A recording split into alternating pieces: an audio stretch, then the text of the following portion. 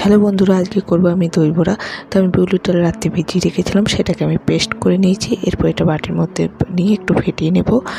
তারপর আমি করবো কি, একটা বাটিতে কিছুটা জল আর একটু লবণ দিয়ে এটা গুলে নেবো। লবণটা দই বড়াটা ভেজে এর মধ্যে আমি দিয়ে দেবো। তারপরে একটা বাটিতে আমি নেবো কিছুটা দই আর নেব গুড়। গুড়ের বদলে আমরা চিনিও নিতে পারেন, দিয়ে ভালো করে মিশিয়ে রেখে দেবো।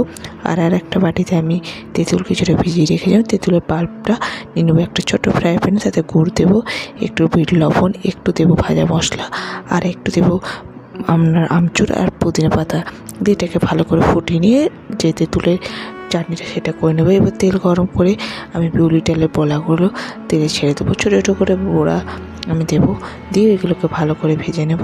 ভাজা হয়ে গেলে এগুলো ওই যে লবণ জলটা করছি তাতে দিয়ে দেবো, দিয়ে কিছুক্ষণ রেখে তার জলটা আলাদা করে আমি নিয়ে নেবো। তারপর বড়াগুলো একটা বাটির মধ্যে